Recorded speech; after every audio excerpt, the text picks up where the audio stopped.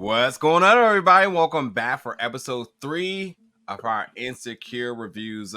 This episode is titled Pressure. Okay, we got some things to talk about. This is a very deep episode. I guess we go right to the very I guess almost a controversial ending, if you may say.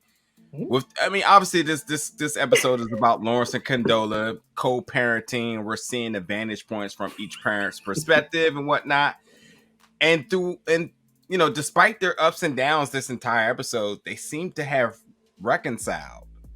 So in this situation, which I don't think any of us have that experience here. Speak for yourself. Okay, well, whatever it may be, but the easy question we're going to start off with is this: what's your perspective about where they're at now? Just straight to the end of the episode, the call of saying like this isn't working.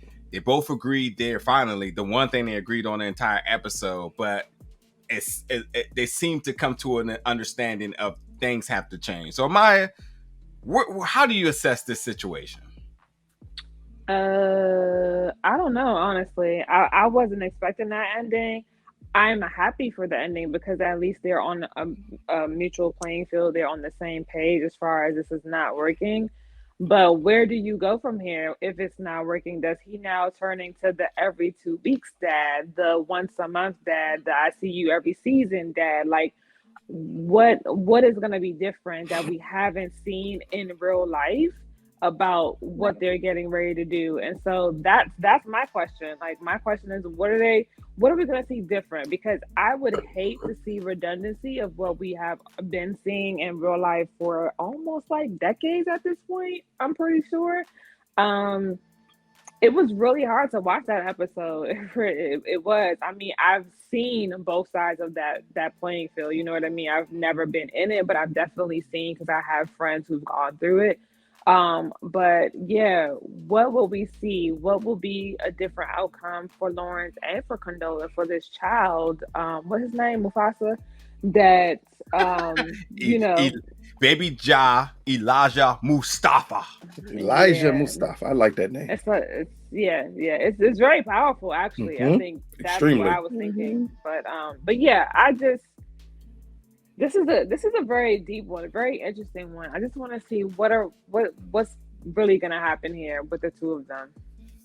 Okay, Sherelle, you want to get in there? Yeah, this one was definitely hard to watch. It was very deep, and I think it was probably the deepest episode of Insecure that I've ever seen. There was no humor in this other than Kelly, but co-parenting is hard, and the majority of the weight of being a parent falls on the mother, and you can totally see it in this episode that the bulk of the weight of being a parent falls on the mom, especially when she's a single mom, in the sense that they're not together and he doesn't live where she lives. I think the only thing that they can get on the same page about is if Lawrence was to relocate back to LA. That's the only thing that I can see working.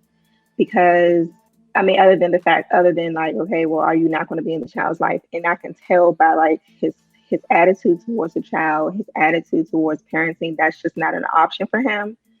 So I think that the only solution would be for him to move back to LA. But with his career, I don't even know how that'll work unless his job allows him to like remote work. And then he comes into the office, however much he needs to come into the office. But that's literally the only solution that I see them coming to terms with. But yeah.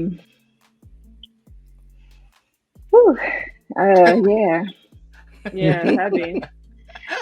It's very heavy because we're not parents, so it's really hard for us to give like our input on it. But just like on the outside looking in, it's a lot.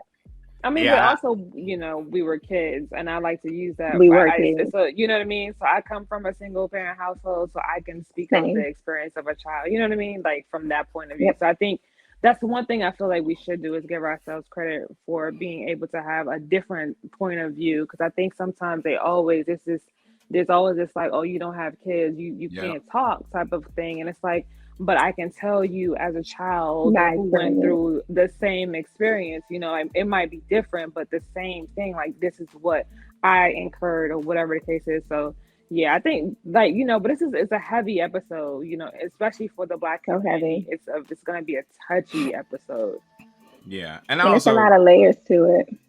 And I also can say that we grew with these characters. So regardless of our own personal experiences, we can speak towards these characters and what we think, you know, is going forward beyond this. And what do we know from the past? And there is definitely a lot to break down from that alone. But, you know, being able to chime in with personal testimonial and whatnot, I think, you know, kind of humanizes this, because beyond it being a show, like you said, we know a lot of people that have to go through this on both sides. And like seeing this episode, seeing these two characters that we've grown with, being able to relate that to personal instances, it's definitely deep.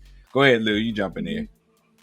So, I would start off first, because the first thing that threw me off is when you say they come to a understanding at the end of this episode. They reconcile. There is no they did not reconcile at the end of this episode. All that happened at the end of this episode was a decision was made that the current situation is not working. They are not reconciling at all with one another here. It's a difference between someone who wants to be a part-time parent versus someone who is a full-time parent. I think the episode really highlighted through the conversations of other people and sometimes of the actions they showed of someone who, I want to fly in once a week. I can cancel at the last minute at times. I can do this, I can do that. I think when they showed them two parallel to each other and how everything was moving, it kind of showed the issue. And the issue always was, you can't be a part-time parent and think you have rights and things that full-time parents do. That's the biggest issue here with this episode. And as you said before, like, most of us haven't been through these type of situations before, so we don't understand, or maybe you don't have a full complexity of what this can lead to. Now, I've been in a situation where I was a father figure involved in a situation between two parents of this nature, where the dad was a part-time dad at best, and that's all he was. And I saw the impact of a kid. As Amaya said, us being kids, I was also raised by a single mother. This is close to the story that I went through growing up, of seeing my dad maybe once a week, maybe twice a week. But for every important endeavor, every important decision, once a year was made by my mom. It wasn't made by my dad. And I think that's the struggle of this episode, is that we see the consequences of two people and their actions. What I think it's supposed to be a year prior from her getting pregnant and everything else, and then having a baby. And we see a situation where a dad who, once the child is born, he attempts to change his perspective of having a kid, but it's only on his terms. And I think that's the key part that in our community that we suffer with the most is, and it doesn't always have to be the man, and I'm not going to say it is, because sometimes it is the woman that does this. A parent deciding that I'm going to be a parent on my terms, when that's never the case, because it always leaves the primary parent with the ball to fix things, to hold things down, to do all of this. It's an unfair burden that's placed upon that other parent. And that's what this episode showed us. And that's why they came to the reasoning at the end when he's like, this isn't working. No shit, it's not working. So you can't fly in once a day on Fridays because it's convenient. Because as he said, because, you know, on Fridays I can do this. Being a parent, you don't get that luxury. So to be clear, using the term reconciled, I mean, they had an explosive ending in person where it looked pretty detrimental. There was definitely a fly of words going about, and regardless, the hand of God seemed to touch that plane, or maybe the hand of Derek, because he was surely acting like God this episode. They were able to talk very constructive, you know, instead of how it was before. And I think that's very, very natural, where some people, and I think that's why we got that the turbulence is because a lot of times when something happens to somebody, then they start to put life into perspectives. Maybe that made him swallow his pride and whatnot, whatever it may be. But they were able to try to discuss going forward. The interesting thing for me is how the structure of the season is going. I'm starting to think, where do we get closure as fans on this scenario, or how much of this are we just kind of left in peril of like, are they going to make this work? Because like, much like you just said, Luke, it's like, we don't really know what happened while she was pregnant, how much involvement he had. We know they kind of showed he didn't have any. Yeah, I would say they showed his involvement while she was pregnant. Control. Yeah. If you had involvement, you would have received more than a text. You would have gotten a call. Or his family or her family just didn't want him around. That could ultimately be that too. No. Always remember, at the end of the season last year, when he found out she was pregnant, she told him, "You can be involved in this any way you want to." And when everything blew up, we're gonna really take her word here. Yes, she also said she didn't want a family. She also said she didn't want a family. You know why we can take her word for it? Because of the discussions they had in this episode. It was very telling when they're at the doctor's office and he said, "You made these decisions without me," and she said, "Like I've been doing." She said, "I gave you the opportunity to be involved and you moved away." He said, "No, it's not a bad thing that he did it." He said, "I moved away for my job." Fully understandable, but I think they pinpoint in this episode that when he moved away, he wasn't overly involved in anything. It wasn't a concern of his. Until the baby was born. So I was just going to say that, like Lauren said, and when Lou was finished, I was going to make this point that she made a lot of the decisions about keeping the child. She made the decision about how he wanted to play his role. But remember, he was also dealing with Issa. He didn't necessarily want to have the kid, which is fine. And I'm cool with that because she actually made the decision to keep the child on her own. She was going to have this baby regardless of whether he was involved or not. So I think him being the person that he is, he fell back a little bit, but then he also had the job even before he knew that she was actually pregnant. So in his defense, he's like, "You did all this knowing that I was moving away." So she had fully planned to do this without him, period. But I think she also has to allow him the opportunity to be a father. Include him. Yeah, he wasn't around when you were pregnant, but he wants to be active now. Let him have a role in that. But then on the flip side, I can also understand, like, you can't be a parent at your leisure. I do get that. Amaya?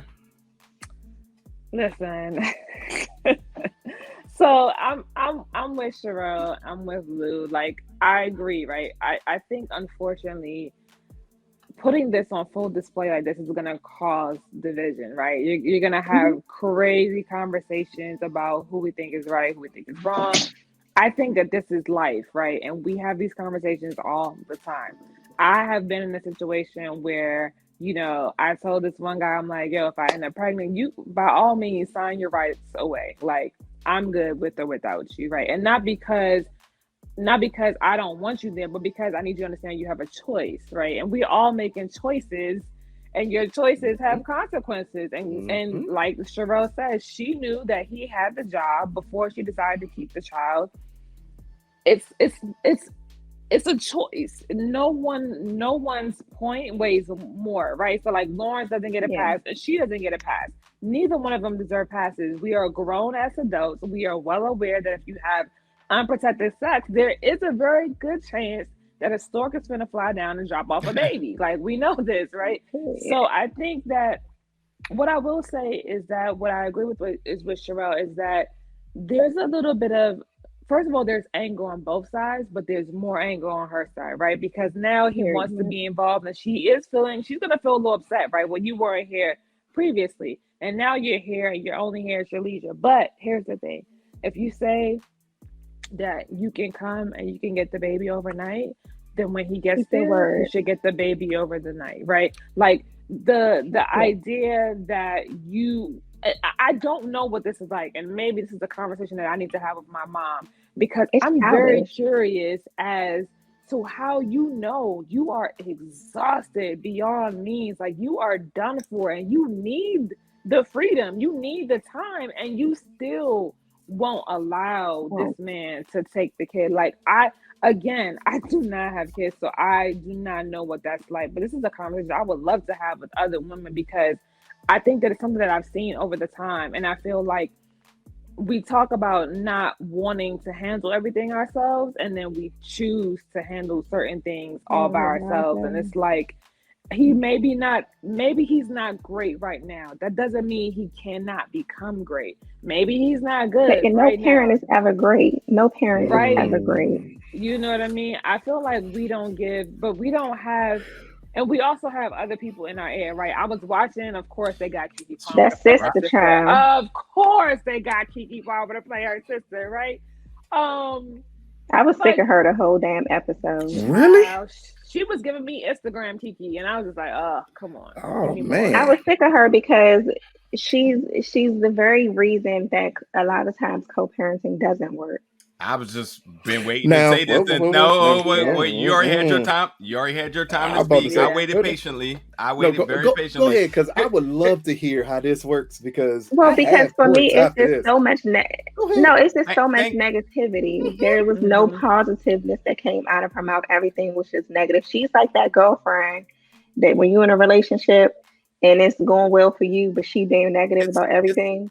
That's how you say It was just too much. It would literally be us. Y'all make y'all statements. It would literally be us being in either one of their ear telling them what to do. Like if we're actually not in the trenches, then we don't get to say so. That's how I look at it. But my whole thing about this is that there's a lot of anger between the two of them. So they're saying things to one another about one another without the baby being the objective. Therefore, I don't take anybody's words to any, holding it to any meaning without action. So one person saying one thing, one person saying the other thing, unless they do it, I'm just not holding it. I'm not holding them accountable for it, because there's so much anger between the two of them. So like, I think after they decide to have that conversation over the phone and kind of put things into perspective, that seemed like now they both want to even play a film where they're like, okay, the baby is the only thing that matters here, not us, not what you failed to do, not what you said that you were going to do, not what you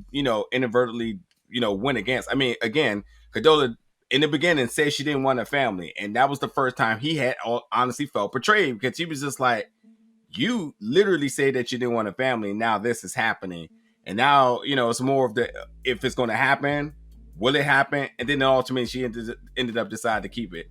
Now the other thing is, like, I feel like there was a lot of I don't know if it's foreshadowing or whatnot, but what they're saying, like him not being there, we don't actually know it to be true, or his attempt to be there, but I do know her sister made it very clear that their family didn't want anything to do with them. There was this weird negative energy coming from her sister where she did not want Lawrence involved, or she already said she hated him. And that doesn't help, because when you have somebody like that over your shoulder trying to instruct the sister, of course she's going to feed off that same energy directly towards him.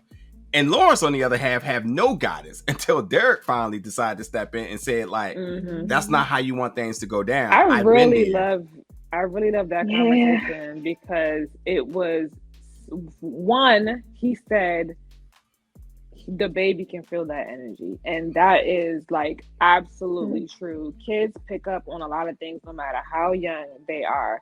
But I just love the brotherly love that he had. It was stern, but it was still love. And I really like that he interjected the way that he did. Yeah. So, I mean, I'm just saying at this point, looking at both Condola and Lawrence, like, you agree, no parent is perfect. And I think they probably had a reality check from all of that arguing and, her tired nights and his lack of involvement and, how quickly his life could have changed on that plane, whatever it may have been. To the point now, hopefully they're saying like, all right, cool. We argued, we got it out of us.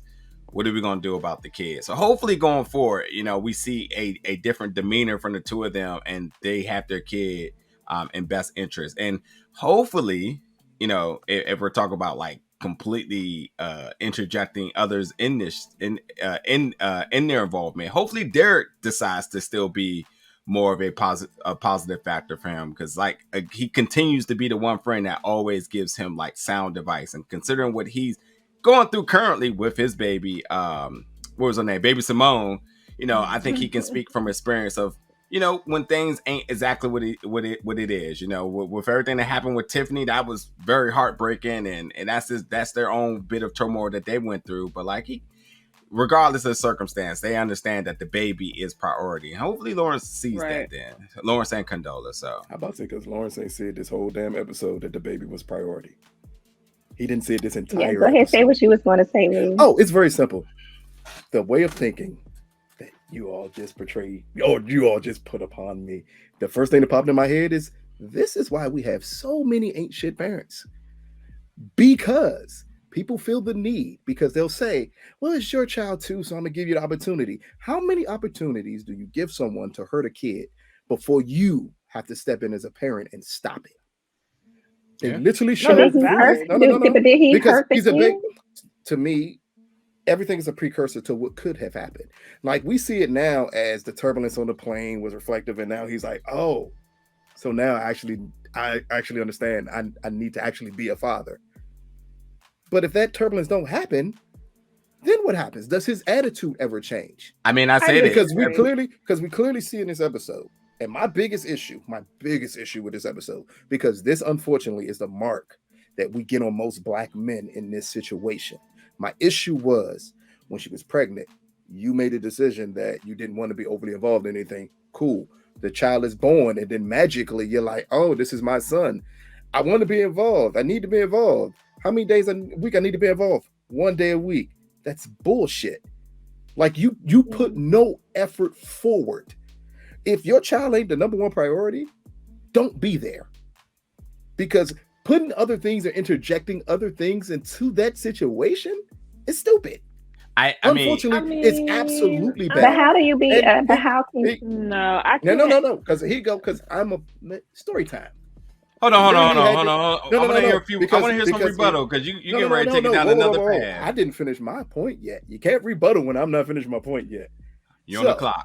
So I had this situation. I literally just had this situation happen to me 3 months ago, where I was told, hey, it's a chance that this kid, X amount of years old, is yours. You know, the first thing I said, okay, cool. Let's get the test. Let's do all this stuff. I immediately start putting plans together, because I'm like, if it's mine, I understand this kid is 5 states away. Let's just say that 5 hours away from where I currently stay. This is what my question is. It's the same distance. So first thing I thought was, okay, I need to find a way to relocate, because there's no way in hell I can be a full-time father from where I am to where they are. That's humanly impossible. And if I am going to be an actual father, I need to be closer to my kid. I can't fly in. I'm not going to do every weekend. I'm not going to do every other weekend. That don't work, because I actually feel like I need to be there. Through this whole thing with Lawrence, what we saw was someone who said, okay, I can be a father. I like being around my kid, but I can come up with things. When one of the most telling statements was when they were arguing, and Condola said, and at times you cancel with 3 hours notice that you're not going to show up. They only showed it once, but they clearly pinpointed in this episode that happened multiple times. And I think he acknowledges it happens multiple times. So when we get to the end of this episode, the conversation is him understanding, I can't live here and be an actual father. I'm going to have to completely relocate to do this. Yeah. So I never want to pinpoint it like, it's on both parents. No. A decision was made by the woman. Unfortunately, women can make that decision. She decided to have that kid. She also decided, I don't need you if you don't want to be involved. She gave him that option. It seems like from this episode, he took that option up until the kid was born. And then he's like, I want to be more involved. You see her like struggle to allow him to be involved. But then by the time we get to the overnight scene, we see that supposedly it's been constant times he's canceled on her. Constant times he's flying in 1 day a week to be a dad. It's a certain amount of trust that you have to build up when you're dealing with a woman that you're not together, because I think he pinpointed it perfectly when he told Derek, y'all struggle, but you two are married. We're not married. It's a certain amount of trust you have to build with the mother of your kid for her to feel comfortable enough to say, I can leave you with him overnight. That was odd to me it was odd for me in that scene to ever think that would actually happen with a part-time parent. That's not going to happen in real life in any way, shape, form, or fashion. Now, you get some mothers who want to do everything humanly possible, because I was raised by one, to allow a man in their kid's life. Everything humanly possible. But at what point, for your sanity, do you say, you know what? If you ain't going to be here full time, I can't have you here at all. You have to commit. Yeah, so Lou, here's my question to you, though. So what happens when you're in the military, when you're a military father? You can still be a great dad and not be there, because I've seen that. But when you're a military father, what normally is thing? Are your kids traveling with you because you're married, or are you a single father in the military? No. So you have kids. So then, if you're in the military, are you involved in the kid's life? Because it clearly in this episode, Condola points out you don't even check in on us. So you're telling me those military fathers don't check in? Because my brother's a military father, and he does that. Yeah, well, I know that's what my question was. He's not around a lot, but he still checks in. He makes sure everything is taken care of. She says in this episode he doesn't do that. And but that was my rebuttal to you, though, is that you can be distant and still be as long as you check in, as long as you're present. But we see here he's not present. That's the issue. So I have a question. He's not present at all. I have a question, because the one thing that I want to get to is, in a number of places, right, in real life and in fake life, we've seen people, mothers, fathers, who choose their dream careers, their absolute top one careers would not, right? And they put those careers above their children. I'm not saying that it's right. I'm saying that they do it, right? So now here we are. Let's no. We're gonna do it, Lou. We got some deadbeats. We're not talking about like actual got careers. We've seen the negative side. We've seen deadbeats. You ain't got a job. You ain't got shit. You ain't got a pot to piss in. You in and out of jail. But you coming in here part-time. And now on the flip side, we knew Lawrence really wanted this job. This was the dream for him, and he chose that. He had already chosen that, and then he had a kid. Now he's trying to figure out a way. He's trying to adapt. Right now, trying. He's attempting. That's what I want. He's attempting to adapt. Right now, we know that parenthood is a very sharp curve. That shit probably look like a boomerang curve. You might just roll off the edge if you just drive too fast, right?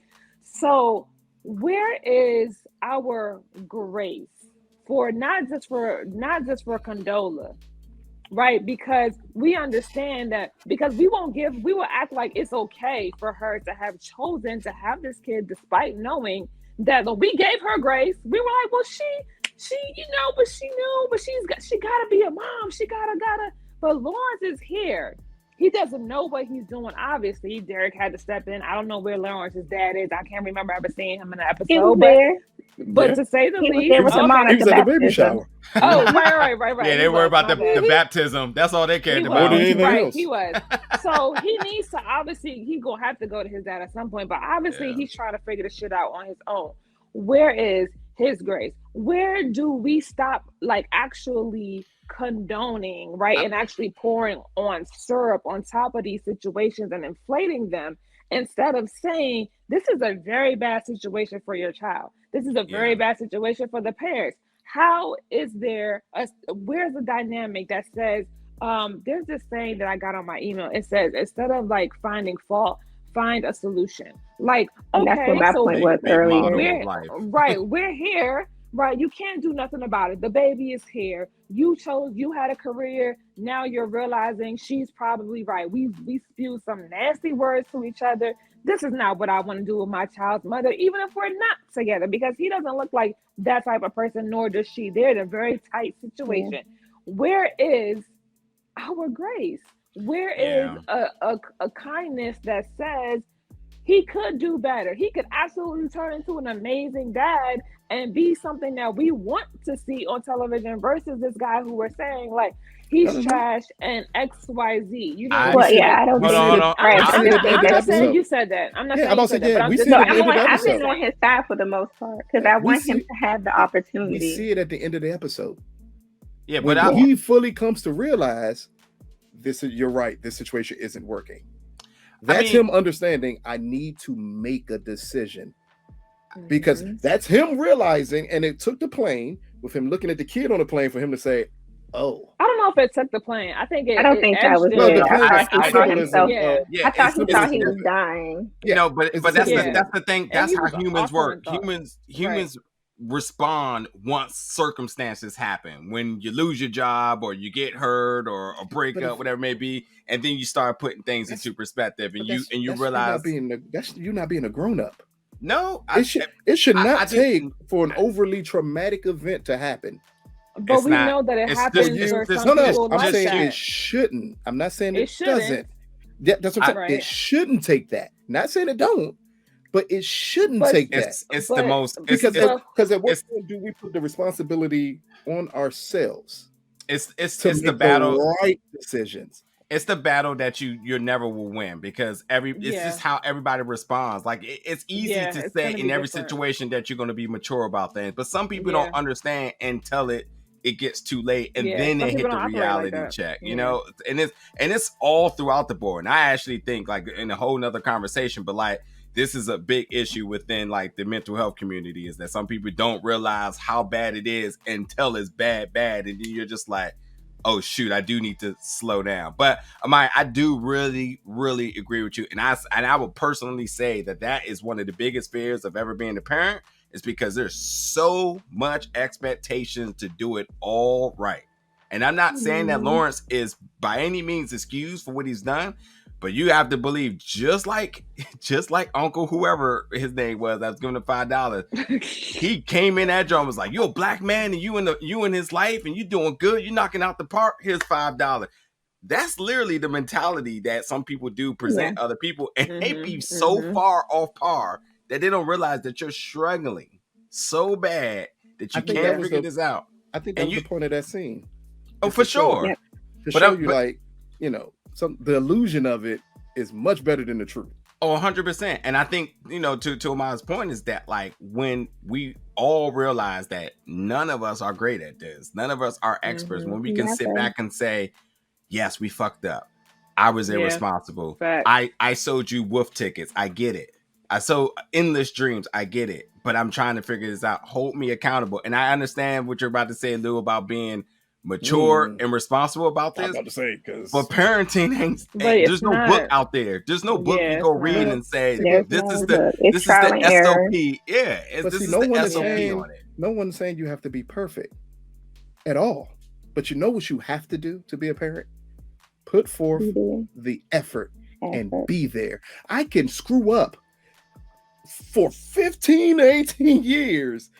But if I'm there, that means so much. But what part of him wasn't there? The part that was only there once a week. I think that it was because what I'm saying is let's just say the baby is a month old, right? Let's just say let's just go. That's literally how old he is, right? 30 days. Okay, new job. My man has been flying out once a week, right? For the weekend, for one day, whatever it is. What is there that's not being there, right? Your definition of being there is obviously different than his, but neither one of those is right nor wrong, because if it was consistent enough, right? If it was consistent enough and he was, I guess, putting forth the effort more so than you say, the way it needed to look, then just it wouldn't be communication. A problem. Open communication, that's it. Right, but again, 30 days, right? What I'm saying to you is that you have this idea now, right? You're at your age right now, your age after college, right? Fresh into a new career with a baby might not have been the same. That's my point. He's not fresh out of college. He's in his 30s. No, I'm not saying that. As an example. I'm just using an example. But what I'm saying is there is no book, right? 30 days is not a very, that's a short amount of time. She's already frustrated. Listen, she already frustrated. She done popped the kid out her pussy. It ain't tight no more, okay?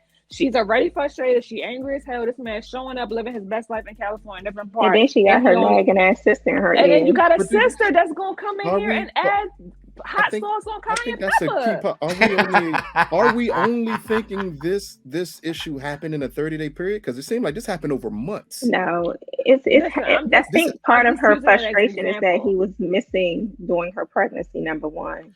I think that is the bulk of it. I thought when she was like communicating with him, when she was like, okay, and she was like, well, you're missing days. You're telling us you're gonna fly and you don't fly. You do. I thought this was over months. And then it hit a boiling point. Because the only reason I say over months, the baby was. I'm about to say because that baby by the end of this episode was a good 4 or 5 months. Yeah. Because he introduced a new solid. Matter of fact, the baby was about 4 or 5 months because he said the doctor said after 4 months we can introduce solid food. Solid. So the baby was like 4 months. So it's a 4-month period of someone not being consistent. But it's also a 4-month period of having a long distance father. But that's also by him not being consistent. And it's 4 months of them not being able to communicate. You can't even do anything if you can't talk. Well, they had to be able to communicate because she's constantly saying, "Of course you have." No. That's not true. That's not true. Because she admitted to not calling him when they needed to go to urgent care. Not saying that it didn't matter. Right? Because you're not here, but you're not gonna get on a plane. She got sassy with him. Still, right? He still could have been present, and so you don't know. He could have been able to catch the red eye and been there, not to take you, but at least to meet you there. The point is the communication. Or you could have been on FaceTime at the appointment. It's the communication between the both of them is not working. And I will say too, if we're gonna look at the scenario here, when he was out at dinner and found out that she's having a baby, he got right up and went. So not to say that he's incapable of being prompt. Right. And you take that opportunity away from him when you don't actually present it to him. So it just never know. I think it depends on how many times. She's taking away his opportunity. It depends on how many times have you taken away that opportunity from yourself before someone decides that I'm not even going to attempt it anymore. That's my all right. So look, it's also hard to be. It's also difficult to be a parent when you're not in a relationship with the other parent. It's really difficult. Extremely. That already adds its own challenge. On top of things. And to the point that especially when it's a new child. And to the point that I said that the moment that they stop focusing on one another and they focus on the baby, then I think they can move forward with trying to take care of the baby. It was too much of what are we? And like you saw how they tried to figure out going to the party. It was like, well, do we go together or like no, you know? I just think it was a bunch of assumptions made. Because she clearly like, no, I'm talking about for the baby. That's why, That's why he wanted it to be just for the baby. I think that was he wanted to take the baby back himself. I think this, but then they invited her too, which made no sense because those are his friends. I'm highly confused. She's part of the crew, and you know how baby parties are. Baby parties. She's only part of the. She's not a part of the crew. She's not a part of their crew. I'm sorry, she's not. It made no sense for them to invite her to that party. All right, hold on, because we definitely talked. That's Tiffany's co-worker or whatever. They said it again for me. We're coming up on we're coming up on our time, so he's not a part of the crew. We need to address a few questions here. So for first question I'm gonna throw to the audience here is that should Condola have had an invite to the party? Like, because yes, they are technically a couple. Nobody actually really even knows the scenario with them too, because even Dara was kind of thrown off like, so you guys are what? You know what I mean? So should she had an invite to the party, even though she is the primary caretaker of the baby, because obviously they wanted the baby there. So that's the first thing. Second thing is, what do you feel is the lesson learned between Condola and Lawrence throughout this entire episode? For me personally, they got to work on communication. That's that. I think that would right a lot of the issues here. And then the last thing I want to throw to everybody before we get out of here is that although we didn't get a big focus on it, Kelly seems to be up and running. We said let's keep an eye out on her because we don't really know what's happening with her. I think she's been using humor as a way to cope with some of the things that she's dealing with, but she looked very well. It's also to something I said before too. She also didn't have purpose for a while. It's like she's playing godmom in full effect, giving her new purpose. So what do you think is the scenario with Kelly as of right now? Obsession. Could it be? Yeah. Oh, well, they say that. He's deflecting. Yep, it's huge obsession. It's a boiling point at this point with her. Yep, she's a ticking time bomb. Yep. I don't know if that's a story arc I want to hear, but we'll see. We'll see. We'll see how it plays out. Anything else we need to go over real quick? We focus a lot. I mean, it's really the focus of this episode, but was there anything else? This whole episode was Condola and Lawrence. It was just one more thing to focus on, and that was when Lawrence asked about how's everyone else doing. Yes, and Kelly said, everybody I know is living great in abundance. Thriving. It's thriving in an abundance. Yeah. Because that was him slickly trying to ask about Issa. Yeah. But oddly enough, I love it. Should Issa have been there? Fuck ass no. Why not? Well, nigga, I'm sorry. I don't have no children. I go to kids' birthday parties. So you don't go to your friend's birthday party. I love for their kids. Candy. Fuck ass no. And they know better than to invite me. The fuck? I ain't got no kids. I'm not coming to no kids' birthday party. Kids have the best goodie bag. If you don't get the hell out of here, I ain't going to no kids' birthday parties. I have nieces and nephews. I go to my little cousin's birthday. I'm not going to their birthday parties. I have a little cousin and he has a birthday every year. Every year I go to his birthday. Is that do it turn into like the family party after a minute though? I mean, yeah, because my family's birthday, so there's also a benefit to the children's party. So this was clearly just a kids party. I am not going to any kids. But it was other adults there, and I didn't see that many little kids. I think only Kelly was the only adult there because that's also foreshadowed. I think Kelly was the only adult there that didn't have a kid because she was the godparent, which makes sense. If you're a godparent, you would go. Okay. Just because you have. I go to children parties. I go for the free candy. Oh yeah, I would tell them don't waste the invite. Yeah, I mean, I evaluate the situation. Like, if it's my boy and I feel like he's gonna be like the only one there, and ain't gonna be too many other guys, like, yeah, I'll stand next to you, bro. Just get them burgers going on the grill. I'm about to say you should have pulled out. I won't eat a glizzy. That would be the first thing I say. You should have pulled out. Wouldn't have had this situation. Wow. Ridiculous. Well, folks, let us know. I ain't got nothing, y'all. let us know your thoughts about tonight's episode. It was a heavy one. A lot of things were said. A lot of decisions are going to be needing going forward. We'll have to see what's next for Condola, Elijah, Mustafa, and Condola. This new parenting thing is definitely going to be a journey for the two of them. But we'll see how it goes. But that'll do it for us tonight. And we will see you all each and every week at the conclusion of the episode with our review, breakdown, discussion, all of that good stuff. Thank you for tuning in, folks. We'll see you next week.